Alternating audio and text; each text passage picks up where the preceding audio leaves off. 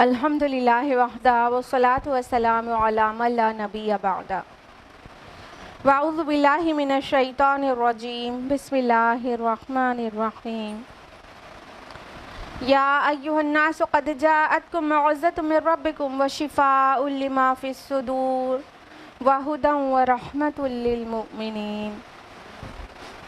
बिस्मिल्लाहिर रहमानिर रहीम rabbi इश्रह ली सदरी व यस्सिर ली अमरी वहलुल उक़दतम मिन लिसानी यफ़क़हू क़ौली।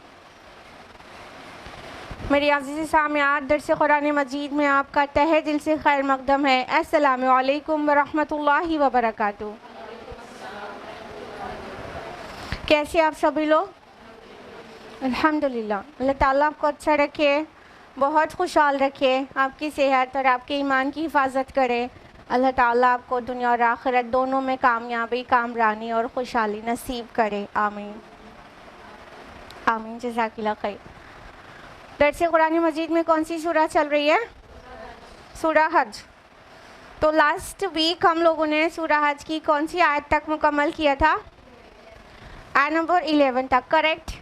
तो आज हम लोग बाकायदगी से आयत नंबर 12 ऑनवर्ड्स जानेंगे, लेकिन उससे पहले क्या रिविज़न। तो लास्ट टाइम हम लोगों ने जो आयत जाना था आयत नंबर 6 to 11 7 to 11 ना, तो आयत नंबर 5 से लेके चलेंगे। आयत नंबर 5 में अल्लाह ताला ने इंसान के क्रिएशन के मुख्तलिफ मदारिज, मुख्तलिफ अदवार बयान किए थे जो मदर्स वूम में पेश आते हैं, फिर उसके बाद पैदा होने के बाद और फिर बुढ़ापे तक, ये सारी चीज़ बयान करके नबातात के मुतालिक उनका क्रिएशन को बयान किया और इस बात की दलील फराहम की कि अल्लाह सुब्हानहू व तआला जब आउट ऑफ नथिंग किसी चीज़ को बना देने पर, तख्लीक कर देने पर कादिर है, तो फिर दूसरी बार उसको तख्लीक करना उसके लिए क्या मुश्किल है। इंसान का रिजरेक्शन या रिवाइवल कैसे बैद अज़ अक़्ल हो गया आपके नज़दीक। अल्लाह ताला इन चीज़ों पर कादिर है और क़यामत आके रहेगी। उसके बाद आयत नंबर 7 में वाज़े किया गया कि जो क़यामत है आने वाली है, उसमें कोई शक नहीं, और अल्लाह ताला कब्रों में से उन सभी को उठाएंगे जो लोग मर चुके और गल चुके और चूरा चूरा हो चुके। आयत नंबर 8 की रोशनी में हम लोगों ने जाना था कि कुछ लोग अल्लाह ताला के मुतालिक झगड़ा करते हैं जबकि उनके पास कोई इल्म नहीं है, कोई समझ नहीं है, कोई अक़ली या नकली दलील नहीं है, फिर भी अल्लाह के बारे में झगड़ा करते हैं। उसके बाद आयत नंबर 9 में हम लोगों ने जाना था कि ये लोग ऐसा क्यों करते हैं, मतलब आउट ऑफ एरोगेंस, उनके अंदर तकब्बुर होता है और वो ख़ुद भी गुमराह हैं और दूसरों को भी गुमराह करने की कोशिश करते हैं। और आयत नंबर 10 में हम लोगों ने जाना था कि अल्लाह ताला एक्चुअली अपने बंदों पर हरगिज़ भी राय के दाने बराबर का भी जुल्म नहीं करता। जो कुछ आखिरत में वो उसको मिलेगा वो उसके हाथ की कमाई होगी, उसने ख़ुद वो सब कुछ खुद कमिट किया होगा।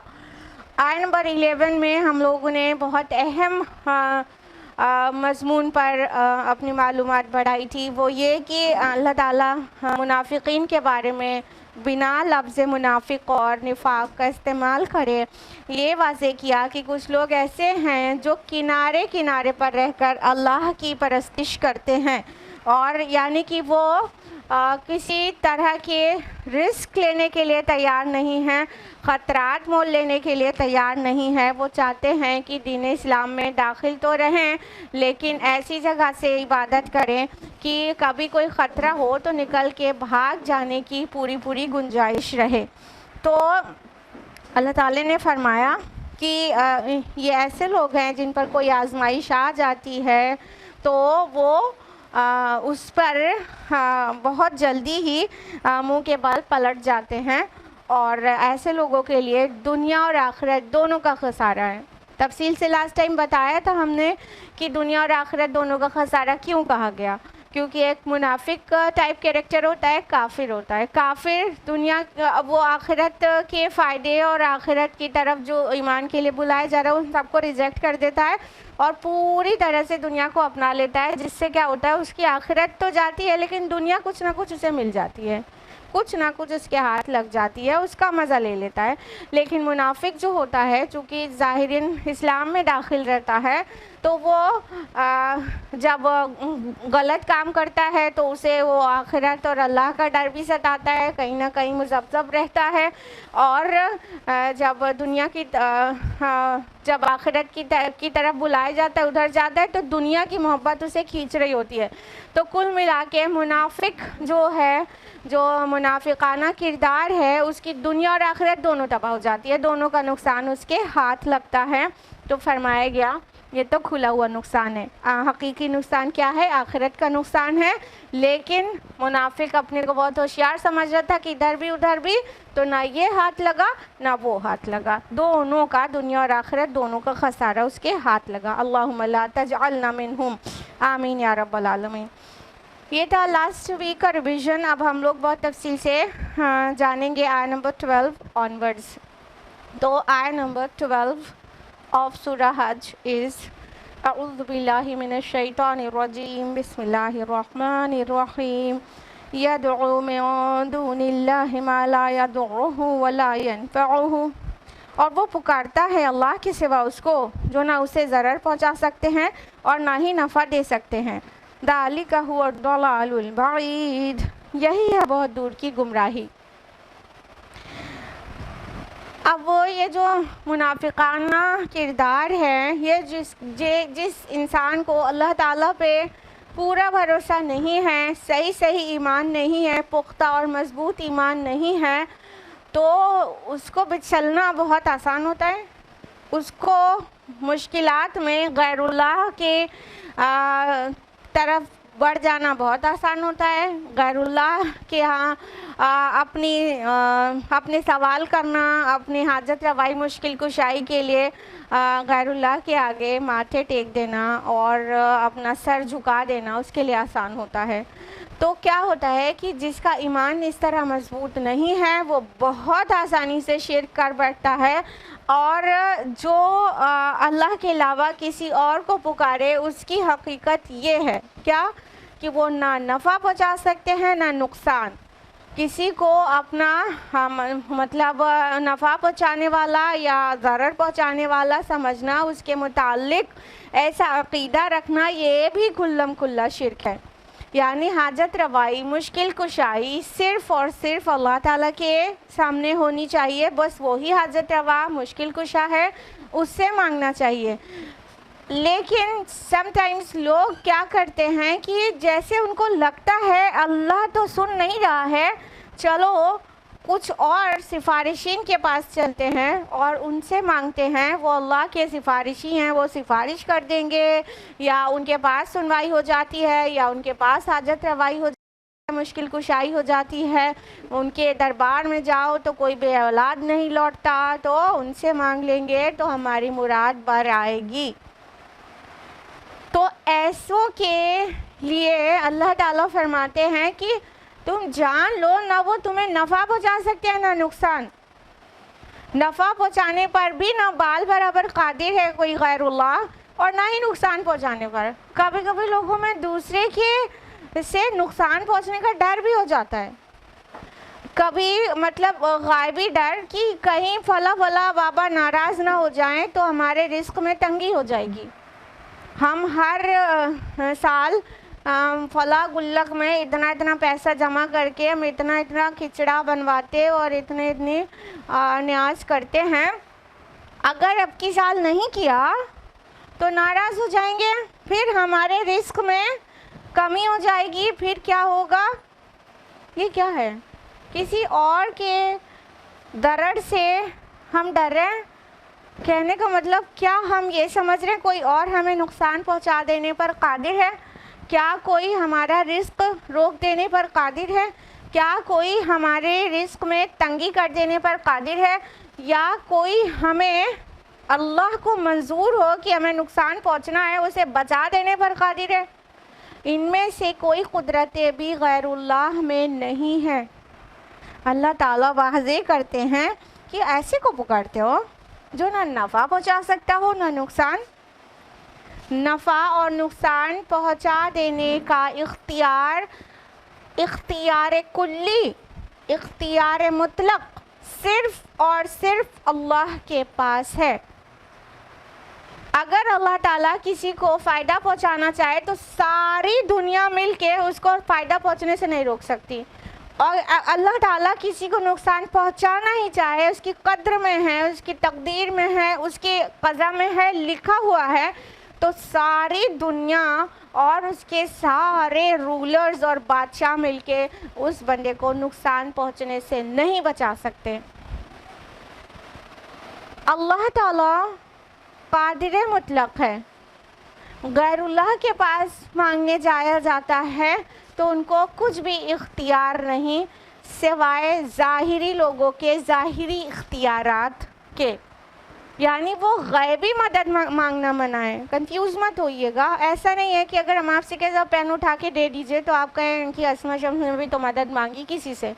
یہ ظاہری مدد ہے، it's allowed, completely allowed. In fact Prophet Jesus, peace be upon him, he asked for help. Man ansari ilallah, who is the helper of Allah?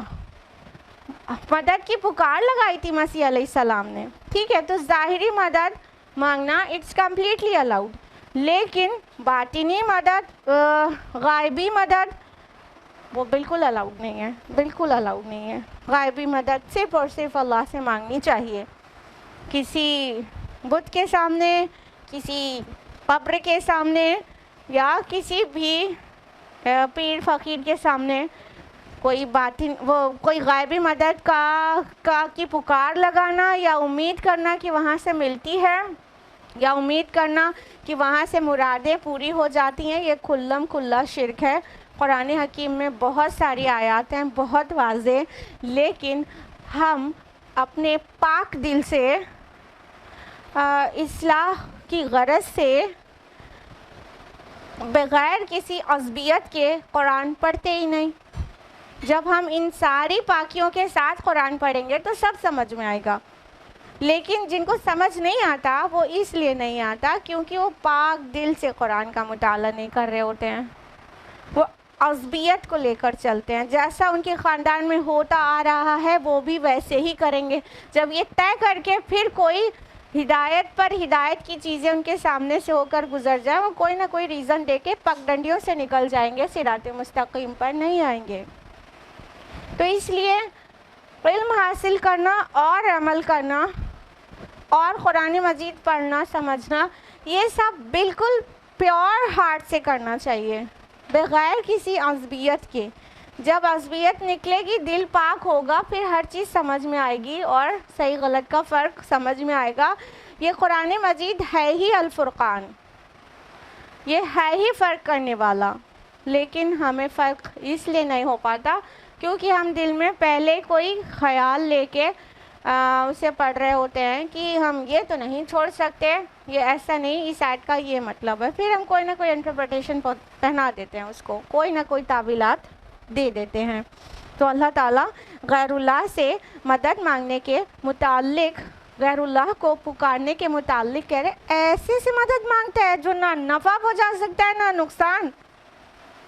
تو غیر اللہ سے نفع نقصان دونوں کی امید کرنا کلم کھلا شرک ہے، بغیر کسی ڈھکے چھپے ہوئے شرک کے کھلا شرک ہے۔ آیت نمبر 13 میں فرمایا یَعْدُعُو لَمَنْ دَرُّهُ أَقْرَبُ مِن نَفْعِهِ، وہ پکارتا ہے اس کو جس کا ضرر اس کے نفع سے قریب تر ہے۔ لَبِئْسَ الْمَوْلَى وَلَبِئْسَ الْعَشِيرُ، بہت برا ہے وہ مددگار اور بہت ہی برا ہے وہ رفیق۔ اللہ تعالیٰ اب واضح کرتے ہیں غیر اللہ کے پکار کی حقیقت کو، فرماتے ہیں کہ جس کو وہ پکار رہا ہے اللہ تعالیٰ کے علاوہ، جس کو پکار رہا ہے اس کا جو نقصان ہے وہ بہت قریب تر ہے، بہت قریب ہے اس کے نفع سے۔ اس کے بہت سارے طرح سے اس کو سمجھ سکتے ہیں۔ پہلی بات تو یہ کہ یہاں پہ ایک ایکنالجمنٹ ہے کہ ہاں کوئی ظاہری فائدہ بھی ہو سکتا ہے، شرک میں کوئی ظاہری فائدہ ہو سکتا ہے، لیکن اس کا نقصان بہت قریب ہے، نقصان بہت بڑا ہے اس کے فائدے سے۔ کچھ گناہ کی اور غلط اور حرام چیزوں کو بھی اس کے فائدے کو بھی قرآن نے سم ٹائمز ایکنالج کیا ہے. جیسے شراب کی آیت کے متعلق آپ کے علم میں ہے کہ اللہ تعالیٰ یہ بھی کہتے ہیں ہاں مطلب اس میں کچھ فائدے بھی ہیں لیکن اس کا نقصان بہت بڑا ہے فائدے سے. ٹھیک ہے, تو شراب کے اندر حرام تو ہے لیکن اس کا نقصان بھی فائدہ بھی اس کو ایکنالج کیا گیا ہے. تو فائدے سے ہاں ٹھیک ہے, کسی کو شراب پینے کے بعد ہو سکتا ہے کہ کوئی بہت زیادہ غم میں ہے تو اس کا غم اسے فیل نہ ہو, ہلکا ہو جائے, ٹیمپریری فائدہ ہوا چھوٹا سا, لیکن اس کا نقصان کتنے ہیں اس پہ سارے لوگ بات کرتے ہیں.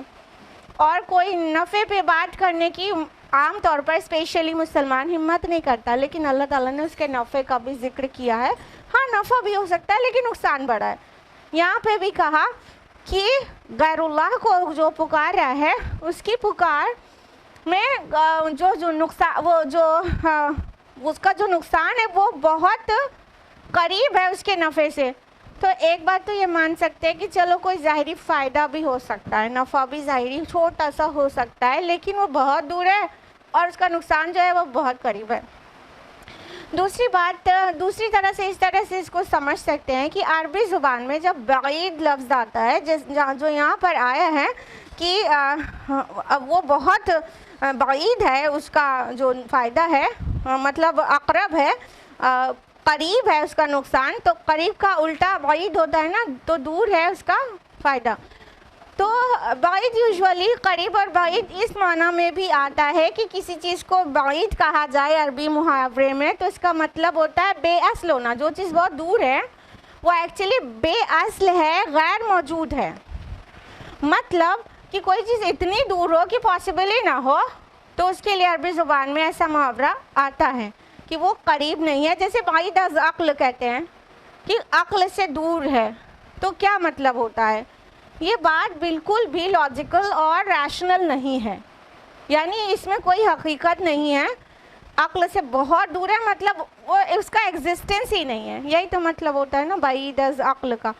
تو اسی طرح اقرب جو آیا ہے کہ زیادہ قریب ہے نقصان اور بہت دور ہے, اگر کوئی فائدہ ہو بھی تو بہت دور ہے. تو یہ محاورہ بھی ہو سکتا ہے کہ کوئی فائدہ ہی نہیں ہے سوائے نقصان کے, نقصان بہت جلدی ہونے والا ہے اور فائدہ اتنی دور ہے کہ وہ وہاں تک کبھی پہنچنا بھی ہے کہ نہیں. تو اس لیے بھی بے اصل غیر موجود جو چیز ایگزسٹنس میں ہے ہی نہیں اس کو بتانے کے لیے محاورتاً یہ بات کہی گئی ہو. تو اللہ تعالیٰ کہہ رہے ہیں کہ جو انسان جو ہے اللہ کے علاوہ کسی اور کو پکارتا ہے اس کا جو نقصان ہے وہ بہت ہی قریب ہے. اور نقصان قریب کیسے ہے کہ ظاہر بات ہے اللہ کے علاوہ کسی اور کو پکارو گے تو ایمان تو انسٹنٹلی گیا نا, فوراً بغیر کسی دیری کے. Instant loss of faith, loss of ایمان, فوراً ایمان سے ہاتھ دھونا پڑ گیا. ایمان تو گیا, ابھی اسی حالت میں موت آ جائے تو آخرت بھی گئی. تو اتنا بڑا نقصان ہے جو فوری نقصان ہو جائے گا, فوری نقصان ہو جائے گا. اور جو مطلب جس کو اللہ کے علاوہ کسی اور کو پکارا جاتا ہے وہ تو ذاتی تو اتنا برا ہے, وہ اتنا برا رفیق ہے. لبیس المولا, بہت ہی برا مددگار, ہمسر, ہیلپر, کارساز. مولا مینس کیا ہوتا ہے؟ کارساز, ہیلپر یا مدد کرنے والا جو کہ کوئی بڑا ہو. تو وہ بڑے کی حیثیت سے بہت ہی برا مولا ہے جو کام میں کوئی بنا نہ پائے, اور بہت ہی برا ولبیس العشیر, اور بہت ہی برا ہمسر ہے, بہت ہی برا ساتھی ہے, بہت ہی برا کمپینین ہے کہ وہ کوئی منافع ہی نہیں پہنچا رہا ہے. بڑے کی حیثیت سے بہت برا مولا, برابر والے کی حیثیت سے بہت ہی برا ساتھی, کوئی کام ہی نہیں بنا رہا, وہ نہایت ہی کمزور ہے. دیکھیے مولا ورڈ کا تفصیل ہم نے آپ کو بتائی کہ مولا مینس ہوتا ہے کارساز, ہیلپر, مددگار, جو آپ کو مدد کر کے جو آپ کا ٹاسک ہے اس کو ایزیلی اچیو کرا دے. ٹھیک ہے. اور عشیر عین شین را سے ہے. عشرہ مینس کیا ہوتا ہے؟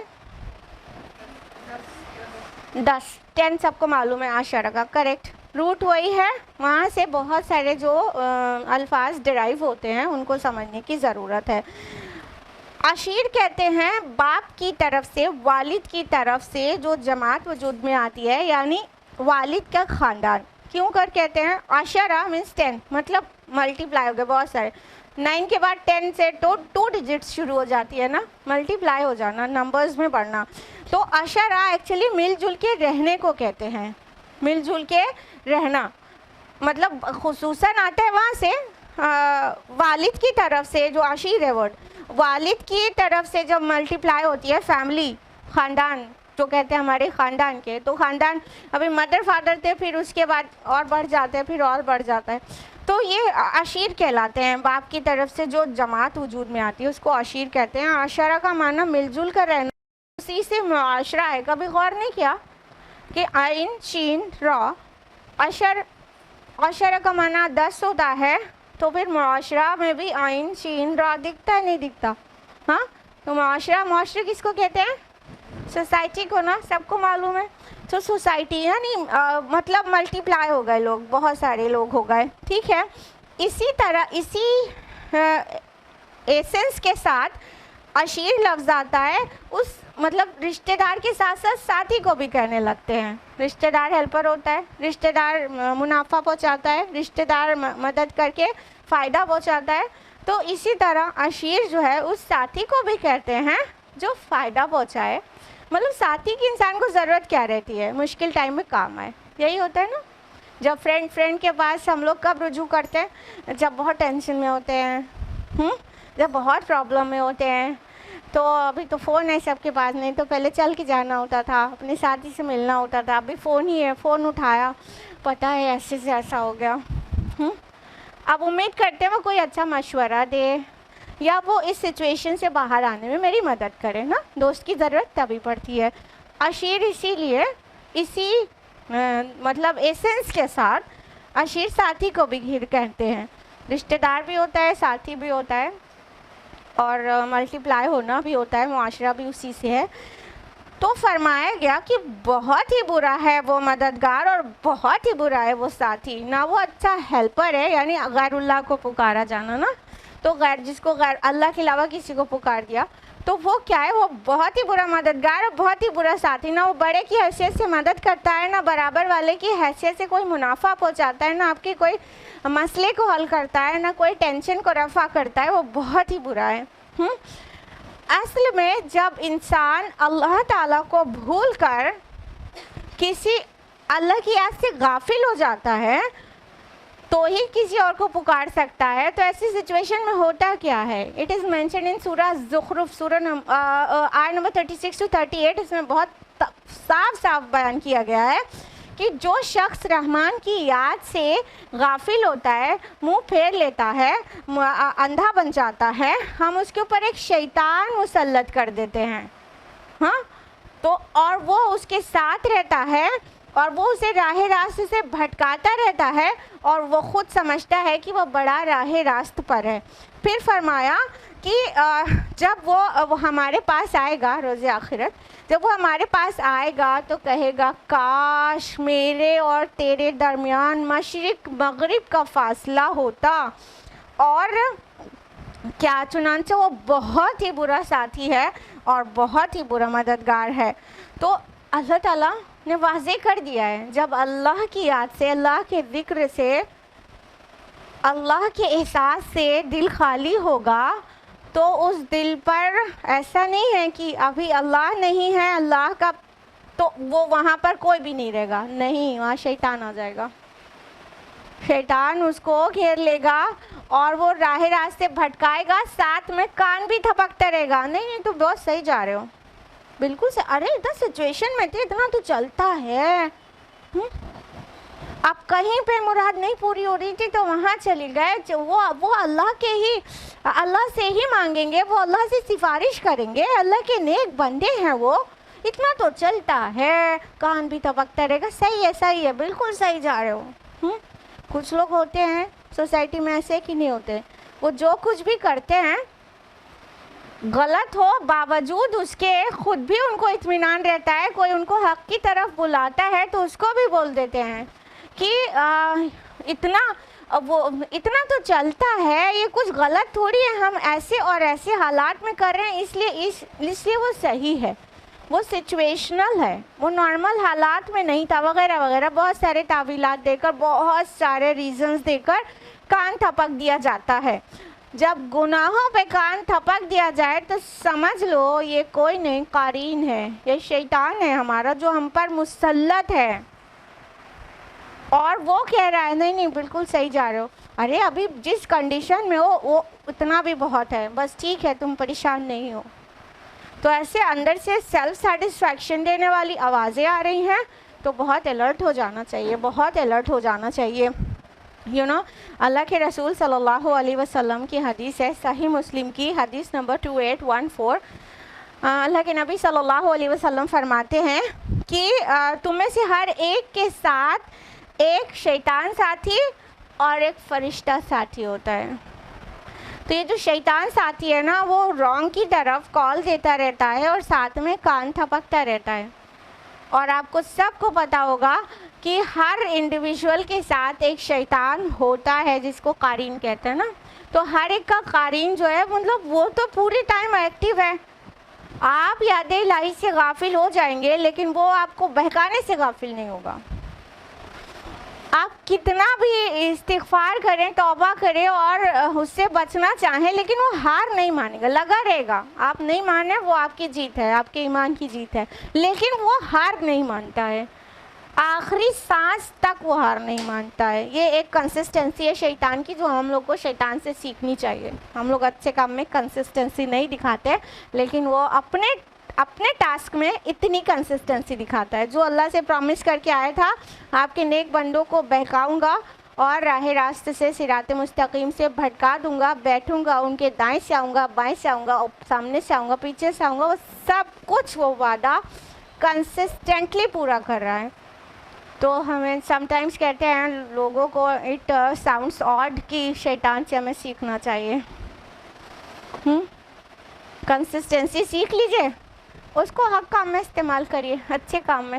ہاں، شیطان سے تو ابو ہریرہ رضی اللہ عنہ نے بھی سیکھا تھا، وہ آیت الکرسی سکھا کے چلا گیا تھا، اللہ کے نبی نے اس کو کنفرم کیا تھا تو شیطان مگر بات سے کہی اس نے۔ شیطان سے بھی سیکھ سکتے ہیں، یہ پروف دے دیا ہم نے آپ کو حدیث سے۔ تو بہرحال کہنے کا مقصد یہ ہے کہ ہر انسان کے ساتھ جو ساتھی ہے شیطان، وہ اسے تھپکتا رہتا ہے، تو اللہ کے علاوہ کسی اور کو پکارا جائے گا تو وہ شیطان ساتھی جو ہے وہ اس کی ساتھ یاری ہماری بہت اچھی ہو جائے گی، اسٹرانگ دوستی ہو جائے گی، اچھی والی۔ جبکہ اللہ تعالیٰ نے کیا کہا شیطان کے بارے میں؟ اِنَّهُ لَكُمْ عَدُوٌّ مُّبِينٌ۔ ماشاء اللہ سب لوگ جانتے ہیں کہ وہ تمہارا کھلا ہوا دشمن ہے، لیکن ہم کو دشمن تو اس کو سمجھنا نہیں ہے، جو اللہ کی طرف بلائے دشمنی اس سے ہو جاتی ہے ہماری، اللہ ماشاء اللہ۔ آیت نمبر 49، ان اللہ یدخل الذین آمنوا وعملوا الصالحات جنات تجری من تحتها الانہار۔ یقیناً اللہ داخل کرے گا ان لوگوں کو جو ایمان لائے اور جنہوں نے نیک عمل کیے، ان باغوں میں جن کے دامن میں ندیاں بہتی ہوں گی۔ ان اللہ یفعل ما یرید، یقیناً اللہ کرتا ہے جو چاہتا ہے۔ اب اللہ تعالیٰ نے فرمایا کہ اب اس شیطان سے جو بچ نکلا اور غیر اللہ کے پاس نہیں گیا، اس نے اپنے ایمان کی حفاظت کی اور اعمال صالحات کیا، تو اس کو کیا ملے گا؟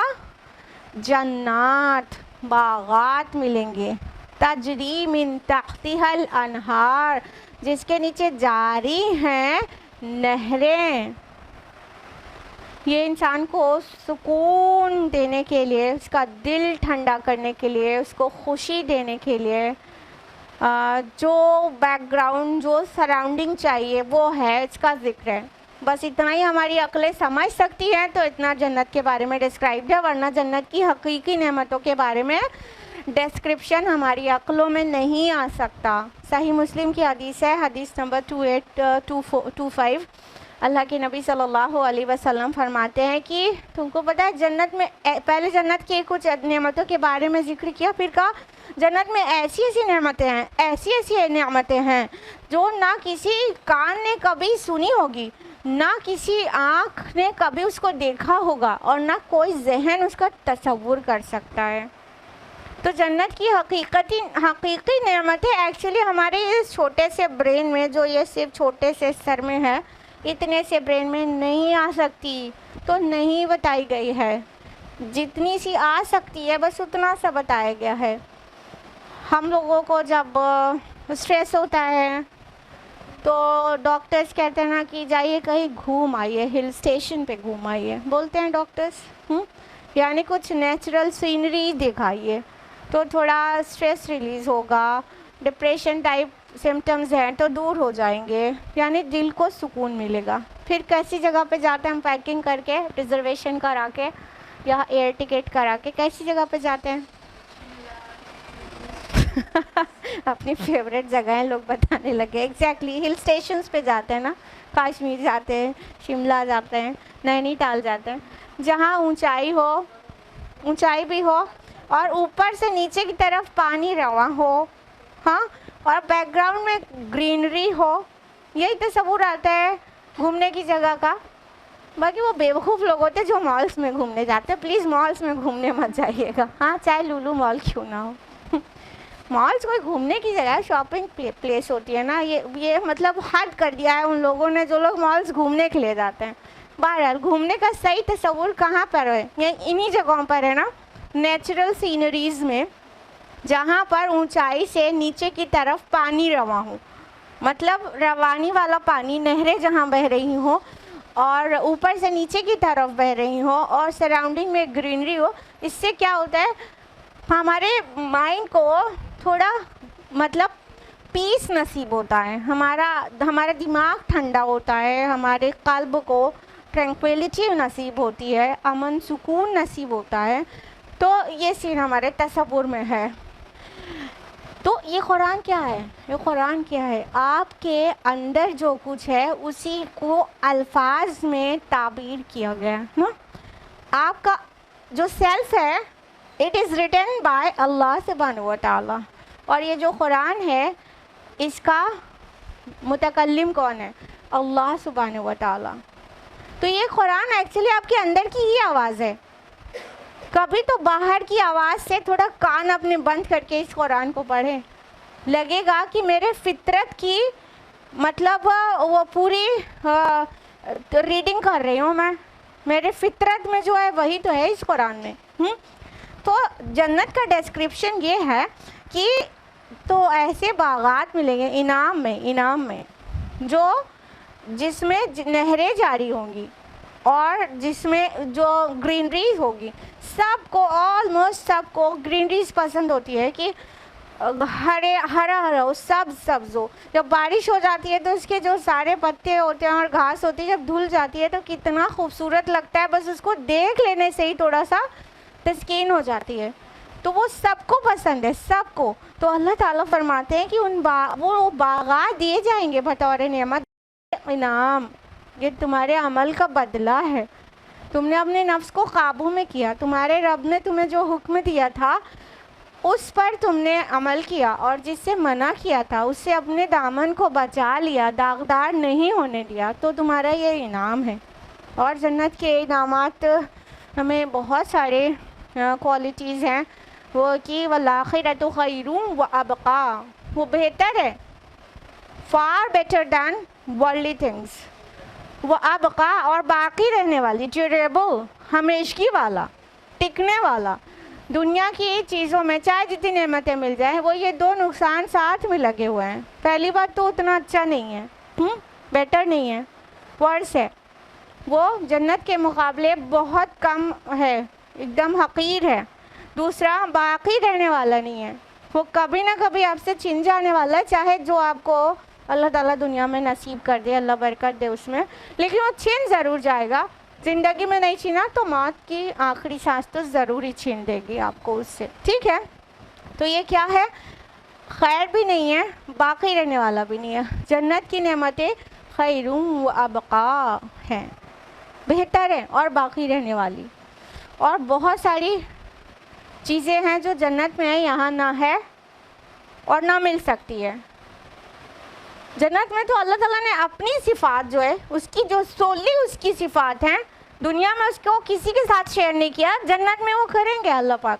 ہاں اللہ پاک نہیں چاہتے کوئی شہنشاہ کہے اپنے آپ کو. رولرز ہوتے ہیں بادشاہ کہتے ہیں, لیکن بادشاہوں کا بادشاہ صرف اللہ ہے.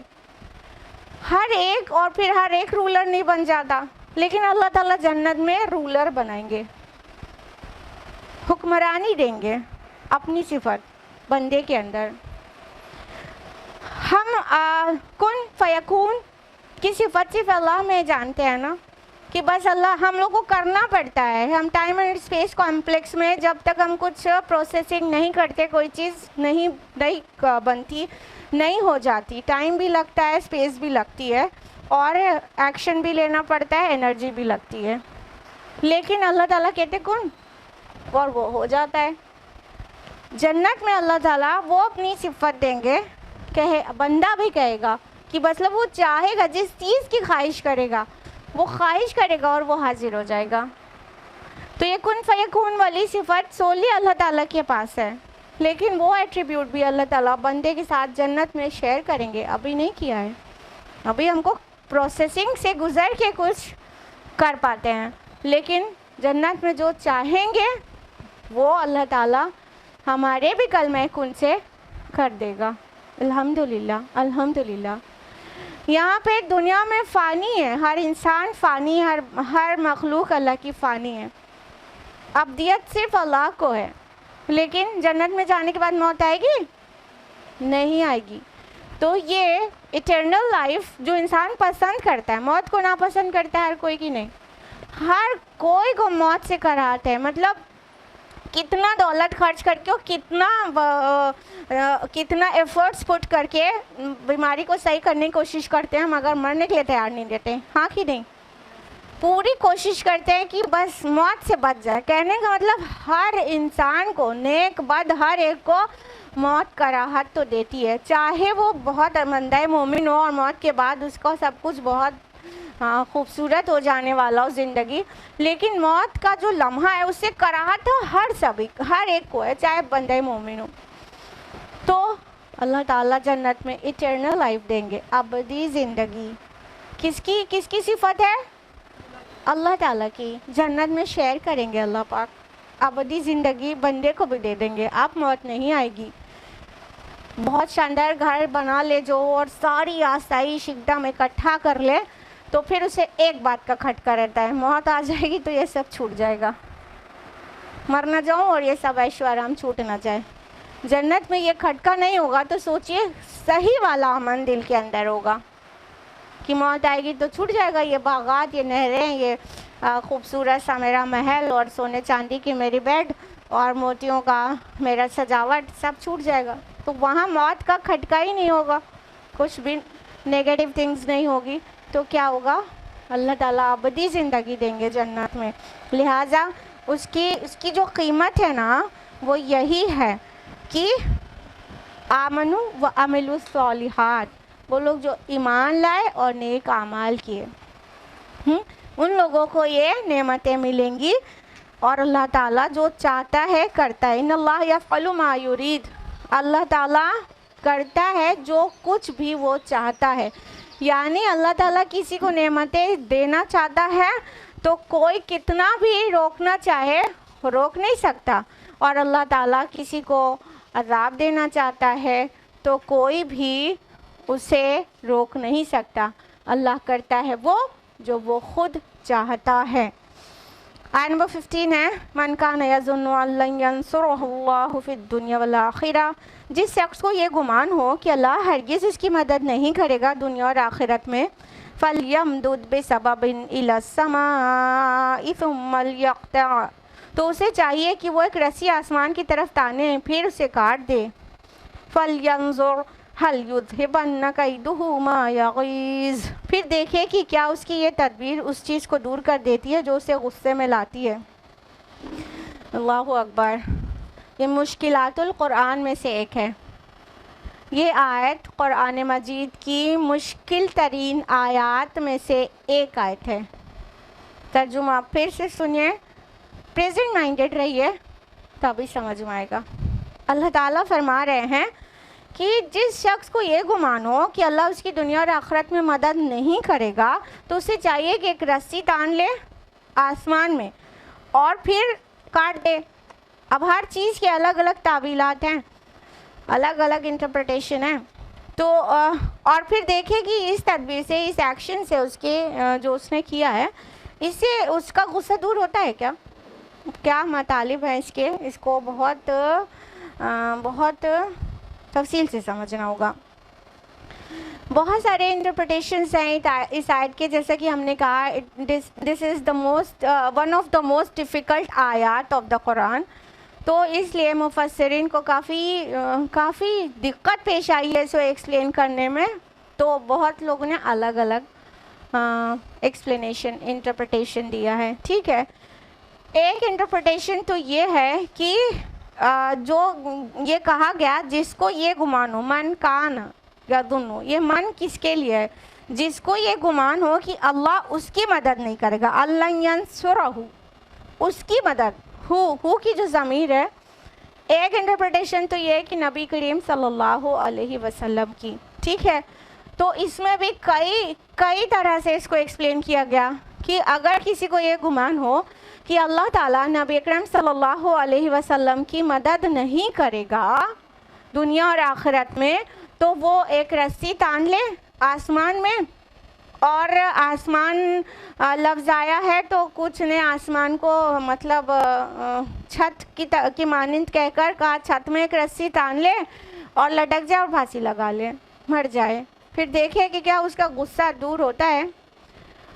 और रसूलुल्लाह सल्लल्लाहु अलैहि वसल्लम के मुताल्लिक ही जो ये कहा गया इंटरप्रिटेशन में कि रसूलुल्लाह सल्लल्लाहु अलैहि वसल्लम की मदद नहीं करेगा तो अल्लाह ताला, तो वो ऐसा करे। तो ये भी कहा गया कि जो अल्लाह की तरफ से उनकी वही आ रही है उनको मनक़ता कर दे। ये जो लफ्ज़ आया है तो मल यक़ता, कि उसको कता कर दे।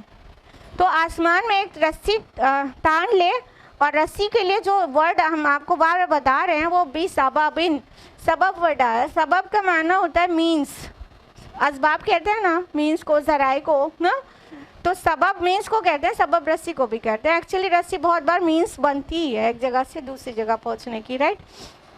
तो एक तो इंटरप्रिटेशन ये हुआ कि रसूलुल्लाह के लिए है सल्लल्लाहु अलैहि वसल्लम, और वो इंसान जो जला कटा जा रहा है कि नबी सल्लल्लाहु अलैहि वसल्लम की मदद अल्लाह ताला नहीं करेगा दुनिया में भी और आखिरत में भी, आप हक पर नहीं माज़अल्लाह सुम्मा माज़अल्लाह, उसे चाहिए कि आसमान में एक रस्सी बांध ले और उस मदद को कदा कर दे जो आ रही है आसमान से नबी सल्लल्लाहु अलैहि वसल्लम के पास। और एक इंटरप्रिटेशन ये है कि वो जो वही आ रही है आपके पास उसको मनक़ता कर दे, उसको काट दे। सुम्मल यक़ता जो वर्ड आया, कता कर दे, काट दे। और एक इंटरप्रिटेशन ये है कि जो आसमान से रिज़्क़ आ रहा है उसको काट दे। ठीक है, तो ये सारे इंटरप्रिटेशंस तो ये थे कि नबी सल्लल्लाहु अलैहि वसल्लम की मदद नहीं करेगा अल्लाह ताला उसके लिए। सेकेंड इंटरप्रिटेशन है कि ये जो बात कही गई अल्लाह उसकी मदद नहीं कर गया, अल्लाह यंसुरहु, ये हु की जो ज़मीर है ये उसके लिए कहा गया है जो इंसान खुद मायूस है, जो इंसान खुद अला हर्फ किनारे किनारे पर अल्लाह ताला की इबादत कर रहा है, उसके खुद के लिए कहा गया है कि वो अगर ये मायूस हो गया है, कोई इंसान अगर ये समझता है कि अल्लाह उसकी मदद नहीं करेगा, कब से तो वो परेशान है, कोई मदद नहीं आ रही है, अल्लाह उसकी मदद नहीं करेगा, यानी वो मायूस हो गया है, तो उसे चाहिए कि वो मायूसी में जो मतलब गैज़ो गज़ब का शिकार हो रहा है, तो उसे चाहिए कि अपने छत पे एक रस्सी लगाए और फांसी लगा ले, फिर देखिए कोई नतीजा पॉजिटिव बरामद होता है कि नहीं। तो एक इंटरप्रिटेशन तो ये है कि वो मायूस इंसान, पहली बात तो उसे अल्लाह पर ईमान नहीं है, दूसरा मायूसी भी हो गई और वो बिल्कुल गम से गुस्से से चिढ़ा जा रहा है कि कोई मदद ही नहीं आ रही, मैं कब से पुकार रहा हूँ। तो वो देखे गुस्से की हालत में कि एक रस्सी से फांसी लगा कर देखे क्या उसकी मदद جو وہ چاہتا ہے وہ ہو گیا کہ نہیں, اس کا غصہ جا رہا ہے کہ نہیں. اور ایک انٹرپریٹیشن یہ ہے کہ اس سے پہلے جو آیت ہے, ایمان لانے والے, اعمال صالحات کرنے والے کو اللہ جنت میں جگہ دے گا. تو جو چڑھا جا رہا ہو, جو کڑھا جا رہا ہو کہ وہ اللہ تعالیٰ اپنے نیک بندوں کی مدد نہیں کرے گا, وہ یہ وش بھی کرتا ہو اور اسے دکھائی بھی یہی دیتا ہو کوئی مدد نہیں آ رہی ان کے پاس, تو وہ ایسا کرے کہ بے سبب ایک رسی کا ذریعہ لگائے, ایک رسی لے. اور یہاں پہ لفظ آیا ہے الی السماء, بنا وجہ چھت, تو اس کا معنی پھیلانے کی ضرورت نہیں محسوس ہو رہی ہے, آسمان میں. اور یہاں پہ الی السماء, سما ورڈ آیا ہے جو کہ سنگولر ہے, سماوات نہیں آیا ہے, آسمانوں میں نہیں آیا ہے. ٹھیک ہے, جب سما ورڈ کہا جائے تو ایک آسمان مطلب ہوا, اور انسان کی جو لمٹ ہے وہ کہتے ہیں اسکائی از دا لمٹ نا. تو اس کی یہ جو خلا ہم کہتے ہیں, پہلا آسمان یہاں سے خلا, اسپیس جس کو کہتے ہیں, تو اس کے بعد پہلا آسمان ہے نا, اس آسمان کی بات ہو رہی ہوگی کیونکہ سنگولر آیا ہے. تو آسمان میں اپنے اسباب لے جائے, کہنے کا مطلب وہ اسپیس میں چلا جائے, وہ خالی کرۂ ارضی پر نہ رہے, وہ اسپیس میں بھی چلا جائے, اپنے اور اسباب استعمال کرے. دیکھیے یہ بات مفسرین کے لیے کچھ 100 سال پہلے تو بہت ہی مشکل تھی کہ کوئی زمین سے باہر بھی نکل جائے گا.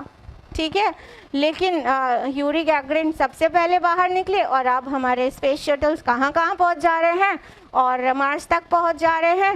تو اتنے دور تک جا رہے ہیں, لیکن وہ کیا ہے, اس زمین کی جس پڑوس ہے, پڑوس میں ہے, بالکل بغل میں, بالکل بغل میں. چاند پر پہنچ جانا یا مارس پر پہنچ جانا یہ کوئی بڑا اچیومنٹ نہیں ہے.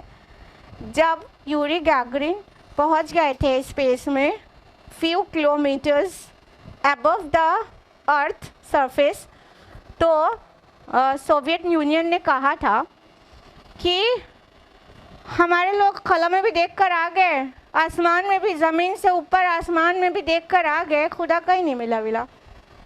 اللہ اکبر. یہاں پڑوس میں ابھی گئے تھے, خدا نہیں ملا, ڈکلیئر کر دیا.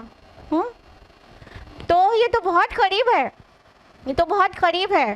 تم اسپیس میں جہاں تک تمہاری پہنچ جاؤ. اور تھوڑا اب اور زیادہ ڈیولپمنٹ ہو گئے ہیں, اور ناسا اور ترقی کر رہا ہے, اور دور بھیج رہا ہے اسپیس شٹل. کئی دن 15 دن کے لیے انسان کو ساتھ لیے اوپر گھوم لیتے ہیں, اور وہاں سے خبریں لے کر آتے ہیں. کہنے کا مطلب اپنے جتنے ریسورسز ہیں ان کا استعمال کر لو.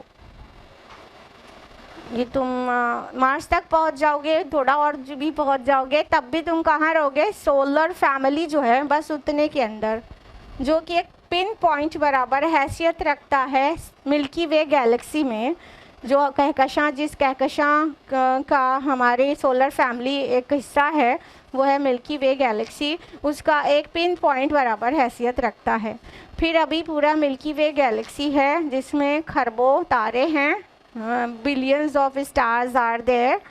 پھر اس کے بعد ان گنت گیلیکسیز ہیں, اور اس گیلیکسی میں بھی ایک اسٹار سے دوسرے اسٹار کی دوری کلومیٹرز یا مائلز میں نہیں میجر کی جا سکتی, لائٹ ایئرز میں میجر کی جاتی ہے. اپنی ارتھ یا اسٹار سن سے کہیں, دوسرا جو نیئرسٹ اسٹار ہے پروکسیما سینٹوری, وہ 4.22 لائٹ ایئرز اوے ہے ارتھ سے.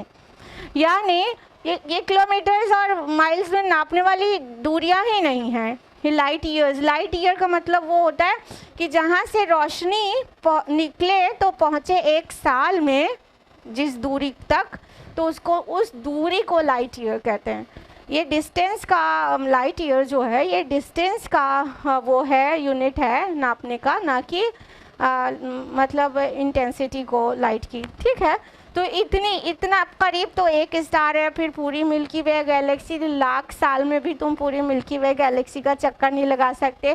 Just for sake of argument lakh سال کی عمر تمہیں مل جائے تو بھی نہیں لگا سکتے. پھر ادر گیلیکسیز ہیں, پھر ادر بہت سارے اور بھی بہت کچھ ہے خلا میں. تمہاری معلومات ہبل ٹیلیسکوپ سے دیکھتے ہوئے تم جتنا حصہ دیکھ پاتے ہو اسپیس کا, تم خود گواہ ہو اے ایسٹرونامرز کہ ہم بہت کم حصہ اسپیس کا دیکھ پاتے ہیں, اور اکثر حصہ اسپیس کا ہمارے نالج میں نہیں آیا ہے اپنے ٹیلیسکوپ کے ذریعے. ٹھیک ہے, ابھی اتنا بڑا ستاروں سے آگے جہاں اور بھی ہیں. ٹھیک ہے, تو ابھی اتنی دوریاں ہیں طے کرنے کے لیے. تمہارے ریسورسز کے ساتھ تم جہاں تک بھی پہنچ جاؤ, اور پھر اس کو تو پھر وہ اپنے ریسورسز کا استعمال کر لو اور قطع کر کے دیکھو ان کے لیے وہ جنت کی جو خوشخبریاں ہیں کہ اللہ ان کی دنیا میں یا آخرت میں مدد نہیں کرے گا. تم ان کی مدد کو منقطع کر کے دیکھو. جب پھانسی لگا لو, جب چھت سے لٹک کے پھانسی لگا لو کہتے ہیں تو یہ لفظ بے معنی ہو جاتا نا. فَلْيَنظُرْ, تو پھر تم دیکھو. اب پھانسی لگ گئی, مری گئے تو کیا دیکھیں گے؟ ہاں, فَلْيَنظُرْ کا بھی کوئی معنی ہونا چاہیے. تو جو موسٹ اپروپریٹ انٹرپریٹیشن ہے وہ ہم آپ کو ایمفیسائز کر کے بتا رہے ہیں, باقی ہم نے صرف انٹروڈیوس کیا آپ کو. تو وہ اور کانٹیکسٹ میں بھی بات ہونا چاہیے, سیاق و سباق کے باہر بات نہیں ہونا چاہیے. یہاں پر جو کہا جائے کہ رسول اللہ صلی اللہ علیہ وسلم کی مدد اللہ تعالیٰ دنیا اور آخرت میں نہیں کریں گے, جو لوگ یہ مانتے ہوں, تو یہاں ابھی نبی اکرم صلی اللہ علیہ وسلم کا سیاق و سباق میں کوئی ذکر ہی نہیں ہے. اوپر سے جو کانٹیکسٹ چلا آ رہا ہے وہاں نبی صلی اللہ علیہ وسلم کے متعلق کوئی ذکر نہیں, کوئی تذکرہ نہیں ہے. ٹھیک ہے, اس سے دوسرا والا جو انٹرپریٹیشن آپ کو بتایا تھا کہ اس انسان کی خود کی مدد نہیں کریں گے جو مایوس ہو گیا ہے, تو وہ ہم اٹھا رہے ہیں آیت نمبر 11 سے کہ وہ مطلب کنارے پر اللہ کی پیروی کرتا ہے. پھر آیت نمبر 12-13 میں کہ وہ شرک کرتا ہے. چلو یہ تھوڑا سا کانٹیکس کے قریب ہے, لیکن سب سے زیادہ کانٹیکس کے قریب کیا ہے؟ جسٹ پریویس آیت میں اللہ تعالیٰ نے نیک بندوں کے انعام کی خبر دی ہے کہ جو ایمان لائیں گے اور جو اعمال صالحات کریں گے ان لوگوں کو اللہ باغات دے گا اور اس میں نہریں بہتی ہوں گی. تو جس کو یہ خلش ہے کہ یہ جوتیاں پیٹتے پھرتے ہیں دنیا میں, یہ بھوکے کنگال لوگ, ان کو جنت کے باغات اور محلات ملیں گے, ٹھاکا لگا کے ہنس رہے. یہ فینیٹک پیپل, یہ دیوانے لوگ, یہ مینٹل اور کیا کیا کہتے ہیں, مولون, یہ مولوی. ہاں, کوئی اللہ کی طرف بلائے, خود بھی اللہ اور رسول کی مانے اور دوسروں کو اللہ کی طرف بلائے تو کیا کہا جاتا ہے؟ یہ مولوی لوگ, یہ مولون, یہ شروع ہو گئے نان اسٹاپ.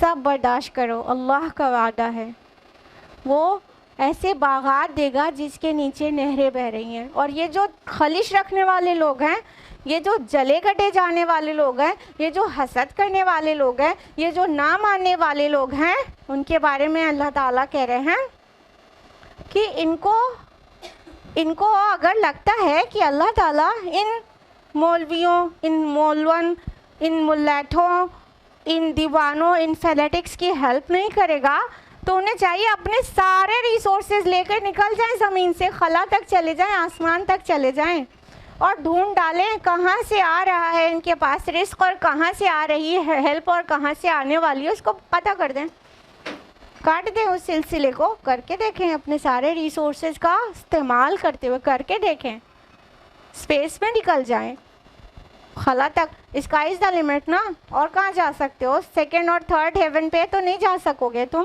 تم فرسٹ ہیون پہ بھی نہیں جا پا رہے ہو, جو یہاں سے سمائے دنیا ہے وہاں تک بھی نہیں, صرف خلا میں بس زمین کی گریوٹی سے باہر نکلنے لگتے ہو تو اچھل کود مچا دیتے ہو. ہم اتنی ترقی یافتہ ہو گئے, سبحان اللہ. تو اتنی ترقیوں کے ساتھ اللہ کے جو نیک بندے ہیں, جو اللہ تعالیٰ نے جن سے بہت سارے ریوارڈ کا پرومس کیا ہے, اس پرومس کو تم قطع کر کے دکھاؤ. اس کو اس مدد کو جو دنیا میں بھی آ رہی ہے الحمدللہ آتی ہے. ہر داعی اسلام، ہر اللہ کے نیک بندے کے پاس دنیا میں بھی مدد آتی ہے. اللہ کیسے کیسے حالات میں ڈال کے پھر نکال لیتا ہے. ہاں، اور وہ مدد آخرت میں بھی آئے گی اور جنت کی شکل میں انہیں روزیاں ملیں گی. تو تمہیں یہی ہے پریشانی، تو تم وہ مدد کو قطع کر کے دیکھو. دیکھیے اس انٹرپریٹیشن کے بعد ہی کیدہ ما یغیظ کا بھی مطلب نکلتا ہے. وہ جو غصے میں، جو تمہیں غصے میں لاتی ہے جو چیز، اس تدبیر کو تم یہ کر کے دیکھو کیا یہ اس سے تمہارا جو غصہ ہے وہ تھمتا ہے. تو اب جب مری گئے تو وہ غصہ کے کوئی معنی ٹھیک سے فٹ نہیں ہو رہا ہوتا ہے. اول تو بتا ہی دیا کہ مشکل ترین آیات میں سے ایک آیت ہے یہ والی آیت، سورۃ الحج کی آیت نمبر 15. تو مختلف مفسرین نے اپنے اپنے تھاٹس کے حساب سے مختلف آراء دی ہیں اپنی. ان سب کے بہت ہی احترام کے ساتھ ڈفرینٹ مفسرین کے انٹرپریٹیشنز کو جمع کر کے جو مجھے موسٹ ریلیونٹ لگا وہ آپ کو سامنے سب سے فائنلی ہم نے پیش کیا کہ اس کا یہ مطلب زیادہ ہر لفظ کے لیے معنی پہنایا جا سک رہا ہے، ممکن ہو سک رہا ہے، اور سیاق و سباق میں بھی ہے. جسٹ پہلے والی آیت سے بالکل یہ اگلی والی آیت کا سلسلہ جڑ جاتا ہے کہ وہ جو نیک بندے ہیں جن سے اللہ تعالیٰ نے وعدہ کیا ہے ان کے لیے تم جلے بھنے جا رہے ہو، ان کو یہ لگتا ہے نہیں آئے گی مدد اللہ کی، تو جاؤ اپنے سارے ریسورسز، اپنے سارے اسباب لے کر اور آسمانوں میں نکل جاؤ، خلا میں سفر کرو، اور جہاں سے آ رہا ہے ان کے پاس ہیلپ اس کو بند کر دو، اس کو کاٹ دو. تو پھر دیکھو کہ کیا تمہارا غصہ ٹھنڈا ہوتا ہے اس کو کرنے سے، اور تم مدد کو روک پاتے ہو. اللہ اس کی مدد نہیں کرے گا، روک پاتے ہو اس مدد کو، تو تم پاؤ گے کہ ہم اس میں بالکل ہی ناکام ہیں. اپنے سارے ناسا کے جتنے مطلب اسپیس شٹلز ہیں اور ایسٹروناٹس ہیں وہ سب مل کر بھی کوشش کریں، اور دنیا کے اور جتنے اسپیس اسٹیشنز ہیں وہاں کے سارے اسباب اور ذرائع اور مینس سب ایک ساتھ اکٹھا کر کے کہیں سے ڈھونڈ کے اللہ کے نیک بندوں کی مدد کو بند کرنے کی کوشش کیا جائے تو definitely they'll not be successful. منہ کی کھائیں گے اور نہیں کر پائیں گے، اور اب ان کا غصہ بھی کسی طرح ٹھنڈا نہیں ہوگا سوائے اس کے کہ وہ بھی حق کو قبول کر لیں، وہ بھی اس میں مدد کے مستحق بن جائیں. بس اس کے علاوہ اور کوئی سولوشن نہیں ہے ان کے پاس. تو یہ تھی آیت نمبر 15. آج ہم لوگ یہیں پر رکیں گے، ٹائم ختم ہو گیا ہے تقریباً. تو آج کے لیے اتنا ہی. انشاءاللہ نیکسٹ ویک ہم لوگ اس کے آگے آیت نمبر 16 آنورڈس جانیں گے. اللہ تعالیٰ سے دعا ہے کہ وہ ہم سبھی کو قرآن مجید پڑھنے، سمجھنے، غور و فکر کرنے، عمل کرنے اور غیروں تک پہنچانے کی توفیق عطا فرمائے. اللہ تعالیٰ قرآن حکیم کے ذریعے ہماری عقلوں کو سنوار دے، ہمارے تھاٹس کو شیپ میں لا دے، ہمارے خیالات اور نظریات اور ہماری فکروں کو ہدایت نصیب کر دے. اور اللہ تعالیٰ اس قرآن مجید سے ہمیں دنیا میں جیسی محبت نصیب کرے کہ آخرت میں اس کی شفاعت نصیب ہو جائے. آمین. وآخر دعوانا الحمد للہ رب العالمین. والسلام علیکم ورحمۃ اللہ وبرکاتہ.